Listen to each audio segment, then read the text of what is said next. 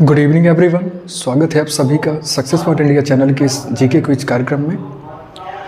सबसे पहले तो आप सभी को बुद्ध पूर्णिमा की बहुत बहुत शुभकामनाएं। ठीक है,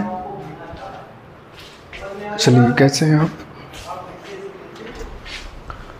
प्रारंभ करते हैं आज की इस क्लास को। और आज के इस क्लास में ठीक है, वॉइस प्रॉपर आ रही है ना मेरी आपके सामने?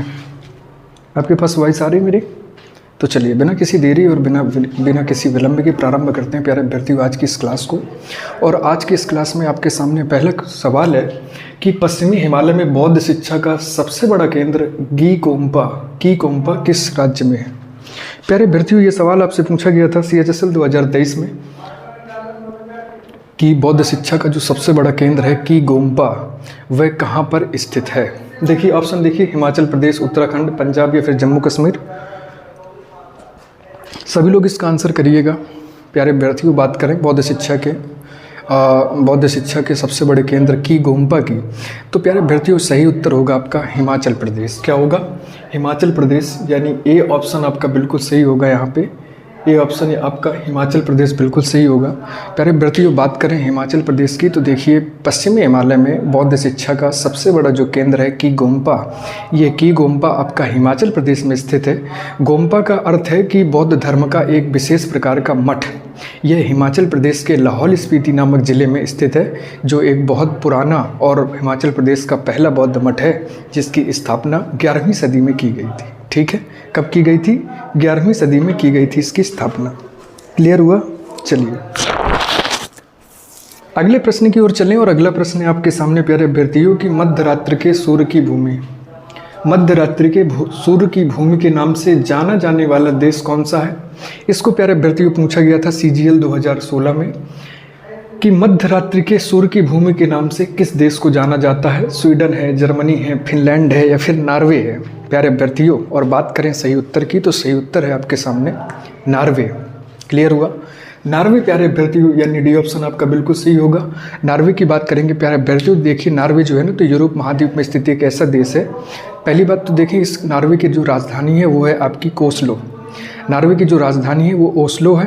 ये एक ऐसा देश है जहाँ पे 76 दिनों तक सूर्य नहीं डूबता है। मतलब 76 दिनों तक, 76 डेज तक यहाँ पे सूर्य नहीं अस्त होता है। इसीलिए इस देश को लैंड ऑफ मिडनाइट सन की मतलब संज्ञा दी गई है। लैंड ऑफ मिडनाइट सन नामक, मतलब कि इस नाम से पुकारा जाता है आपके देश नॉर्वे को। क्लियर हुआ प्यारे अभ्यर्थियों? चलिए अगला प्रश्न देखिएगा स्क्रीन पर। अगला प्रश्न है आपके सामने।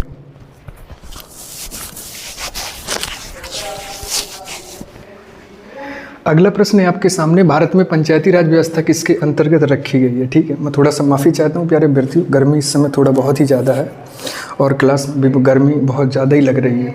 ठीक है, ऐसे में चूँकि ऐसा होता है कि फ़ैन बंद करना होता नहीं तो आप तक आवाज़ नहीं पहुँच पाएगी मेरी। ठीक है, तो चलिए गर्मी है तो बनी रहने दीजिए, कोई दिक्कत नहीं, हम क्लास कंटिन्यू करते हैं। और आपके सामने सवाल है कि भारत में पंचायती राज व्यवस्था किस अंतर्गत रखी गई है? देखिए पेट 2021 की परीक्षा में पूछा गया था कि पंचायती राज व्यवस्था किसके अंतर्गत रखी गई? मूल अधिकार, मौलिक कर्तव्य, नीति निर्देशक तत्व या फिर इनमें से कोई नहीं। और प्यारे अभ्यर्थियों, बात करें कि आपके पंचायती राज व्यवस्था किसके अंतर्गत रखी गई है, तो सही उत्तर होगा प्यारे अभ्यर्थियों आपके राज्यों के नीति निर्देशक तत्व, यानी सी ऑप्शन आपका बिल्कुल सही है। राज्यों के जो नीति निर्देशक तत्व हैं उनके अंदर आपको देखने को मिलेगी प्यारे अभ्यर्थियों पंचायती राज व्यवस्था। भारत में देखिए पंचायती राज व्यवस्था की बात करें तो पंचायती राज व्यवस्था की जो चर्चा है वो भारतीय संविधान के भाग 4 में राज्य के नीति निर्देशक तत्वों के अंतर्गत अनुच्छेद 40 में की गई है। संविधान के अगर स्ट्रक्चर की बात करें प्यारे अभ्यर्थियों, तो देखिए संविधान के भाग 3 में मूल अधिकार मिलेंगे और ये मूल अधिकार आपको अनुच्छेद 12 से लेकर के अनुच्छेद 35 तक मिलेंगे। वहीं संविधान के भाग 4 में आपके राज्यों से संबंधित नीति निर्देशक तत्व मिलेंगे, जो कि आपके अनुच्छेद 36 से लेकर के 51 तक मिलेंगे। तथा संविधान के भाग 4 के खंड आ में, यानी अनुच्छेद 51A के तहत आपके मूल कर्तव्यों की चर्चा की गई है। ठीक है, तो जो आपकी पंचायती राज व्यवस्था है वो आपके राज्यों के नीति निर्देशक सिद्धांतों के अंतर्गत देखने को मिलती है हमारे भारतीय संविधान में। क्लियर हुआ यहाँ पर? चलिए अगले प्रश्न की ओर चलिएगा। और अगला प्रश्न है आपके सामने कि आरबीसी का जो जीवन काल है, आरबीसी का जीवन काल लगभग कितना होता है? देखिए, इसको UP triple S T lower 2019 में पूछा गया था कि आरबीसी का लगभग जीवन काल कितना होता है, तो औसतन प्यारे अभ्यर्थियों 120 दिन का माना जाता है आरबीसी का जीवन काल। प्यारे अभ्यर्थियों, बात करें सबसे पहले आरबीसी की, तो रुधिर से संबंधित है आपकी आरबीसी। अब अगर प्यारे अभ्यर्थियों रुधिर की बात करें तो देखिए, रुधिर जो है ना, तो देखिए प्रायः एक गाढ़ा तथा एक अपारदर्शी एक पदार्थ होता है जो हृदय तथा रुधिर वाहिनियों से होकर के पूरे शरीर में फ्लो करता है, यानी पूरे शरीर में बहता है। ठीक है। रक्त के प्यारे अभ्यर्थियों 2 अवयव होते हैं, एक तो होती हैं आपके रुधिर कणिकाएं, दूसरे होते हैं आपके रुधिर अणु। जो तीसरी अवस्था होती है वो होती है आपकी प्लाज्मा। क्लियर हुआ?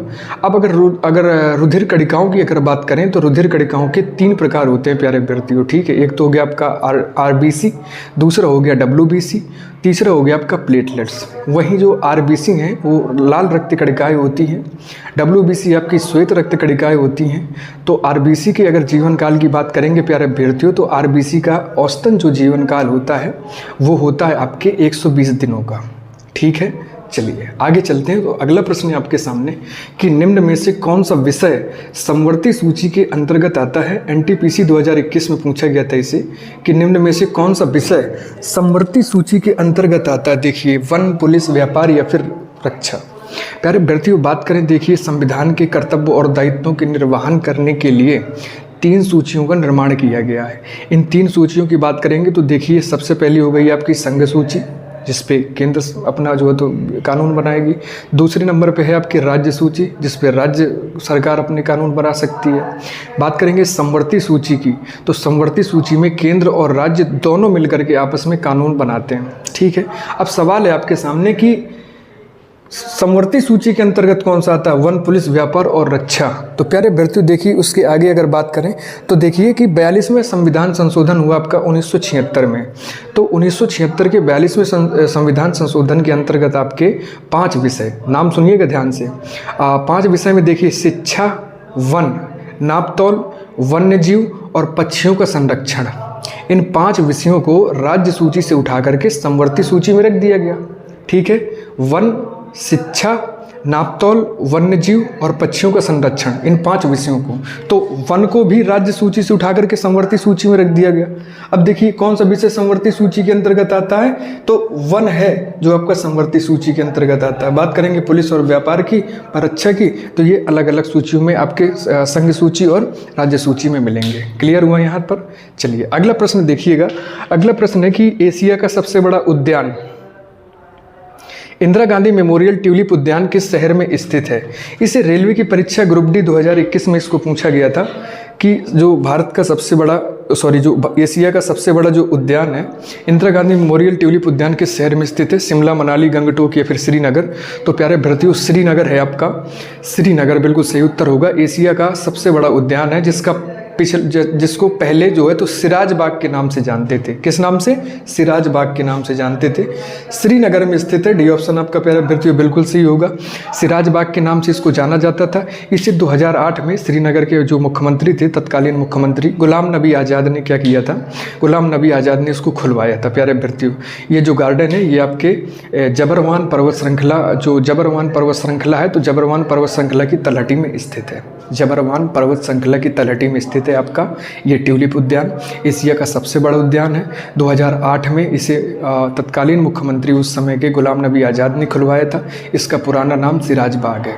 चलिए प्यारे अभ्यर्थियों, बात करें, अगला सवाल है आपके सामने कि भारत के किस पड़ोसी देश में प्रसिद्ध कटसराज मंदिर कई धर्मों के मंदिरों के साथ स्थित है?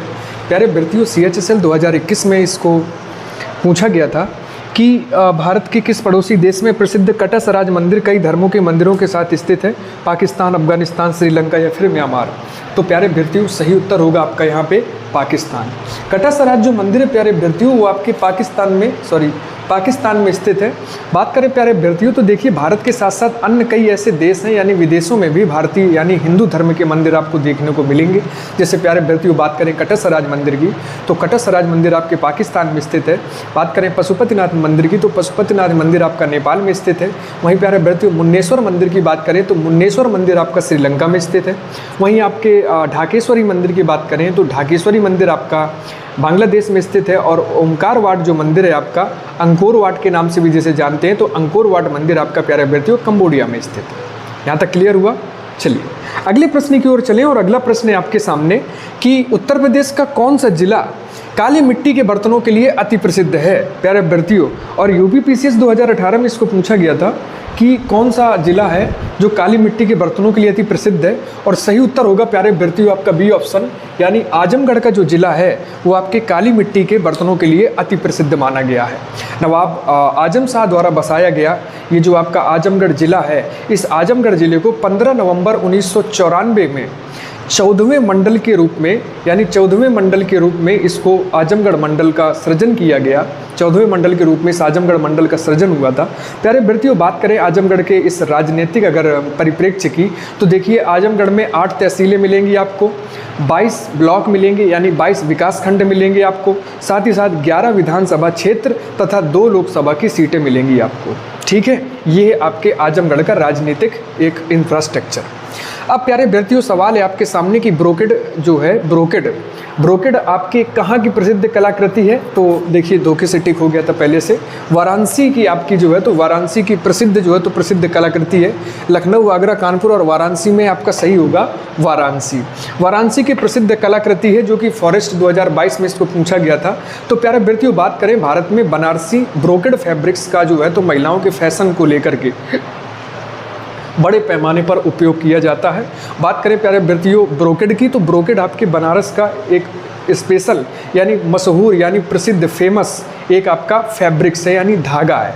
इसका प्रयोग भारी मात्रा में मतलब कि महिलाओं के फैशन को लेकर के, चाहे वो उनकी साड़ी हो या फिर ड्रेस हो या फिर युवतियों के दुपट्टे हों, इनमें आपको वाराणसी ब्रोकेड फैब्रिक्स का इस्तेमाल किया जाता है भारी मात्रा में। क्लियर हुआ?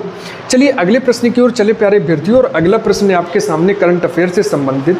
और इस प्रश्न में प्यारे अभ्यर्थियों सवाल है आपके सामने कि भारत सरकार के पशुपालन और डेयरी विभाग ने वैक्सीन कोल्ड चेन प्रबंधन के लिए किस संस्था के साथ समझौता किया है?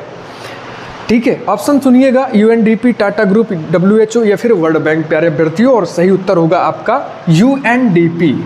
यूएनडीपी भारत सरकार के पशुपालन और डेयरी विभाग ने वैक्सीन कोल्ड चेन प्रबंधन के लिए यूएनडीपी के साथ समझौता किया है प्यारे अभ्यर्थियों। बात करें यूएनडीपी की, तो संयुक्त राष्ट्र विकास कार्यक्रम, संयुक्त राष्ट्र विकास कार्यक्रम के साथ समझौता किया है आपके बात करें प्यारे अभ्यर्थियों मत्स्य पालन, पशुपालन और डेयरी मंत्रालय का जो पशुपालन विभाग है, इसने वैक्सीन कोल्ड चेन प्रबंधन और आपके सिंचाई योजना के डिजिटलीकरण करने के लिए एक समझौता, एक OMU पर एक हस्ताक्षर किया है।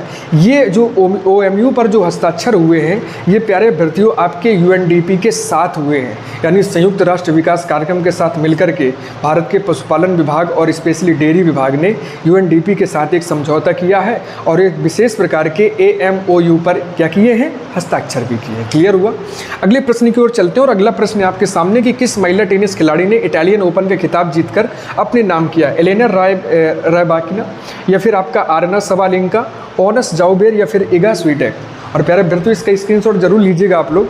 और प्यारे अभ्यर्थियों बात करें इसके सही आंसर की, तो इसका सही उत्तर है आपके सामने कि प्यारे अभ्यर्थियों बात करें अगर, तो देखिए दुनिया की जो नंबर 1 खिलाड़ी है पोलैंड की इगा स्वीटेक, तो इगा स्वीटेक ने क्या किया है कि बेलारूस की आरेना को सीधे सेटों में, तो बात करें प्यारे अभ्यर्थियों टेनिस गेम है तो इसमें 6-2, 6-3 से हरा करके अपना तीसरा इटालियन ओपन खिताब जीता है। क्लियर हुआ? यानी कि आपके इगा स्वीटेक ने आर्यना सबालेंका को 6-2, 6-3 से ऐसे सेटों से क्या किया है, हरा करके इस तीसरे इटालियन ओपन खिताब को जीत करके अपने नाम किया है।